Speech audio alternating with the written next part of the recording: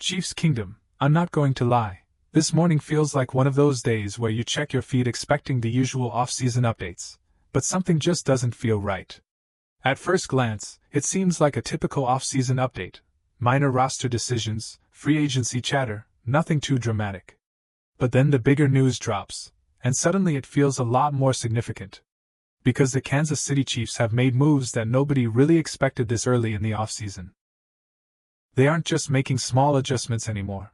They're reshaping parts of this roster faster than most people thought.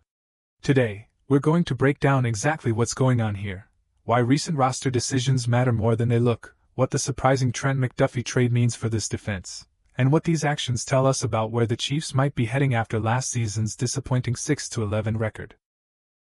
And before we dive in, if you want to stay updated on all the real Chiefs news, make sure to hit that subscribe button so you don't miss the next update.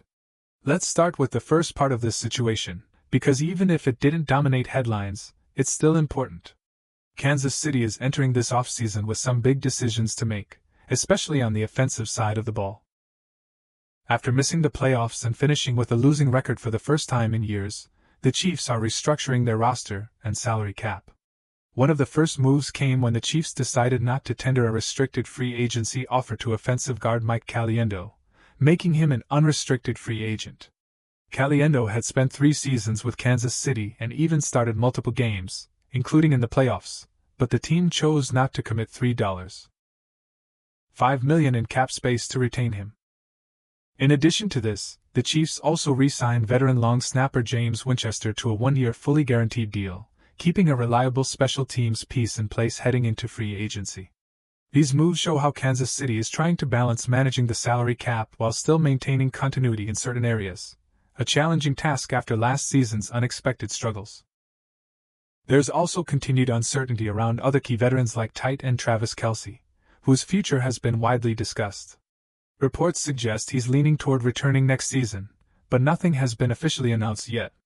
Now, let's talk about the biggest and most surprising development so far this offseason, the trade of All-Pro cornerback Trent McDuffie to the Los Angeles Rams. Yes, the Chiefs have reportedly agreed to trade McDuffie to the Rams in exchange for multiple draft picks, including the number 29 overall pick in the 2026 NFL Draft plus additional mid-round selections. For many fans, the reaction was immediate. When the news broke, star quarterback Patrick Mahomes responded with a single word on social media. Damn. McDuffie was a key part of the Chiefs' defense, and one of the team's most versatile defenders. Capable of playing inside or outside in the secondary, covering across multiple positions, and making impactful plays.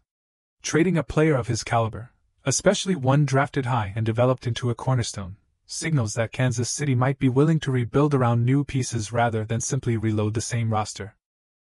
This kind of bold decision comes as the Chiefs try to generate more draft capital and reset after missing the postseason for the first time in Mahomes' era. Put both of these together, key veterans hitting free agency or being moved, strategic roster decisions, and a major trade for draft assets, and the message becomes clear: this isn't just another ordinary offseason for the Chiefs. They aren't just making small tweaks. They're actively reshaping their roster for the future. And while that can be uncomfortable for fans who are used to seeing this franchise at the top of the league, it might also be exactly what Kansas City needs to get back to contention. The ultimate goal hasn't changed. It's still to compete for championships, and these moves suggest the Chiefs' leadership might be willing to make difficult decisions if they believe it brings them closer to that goal.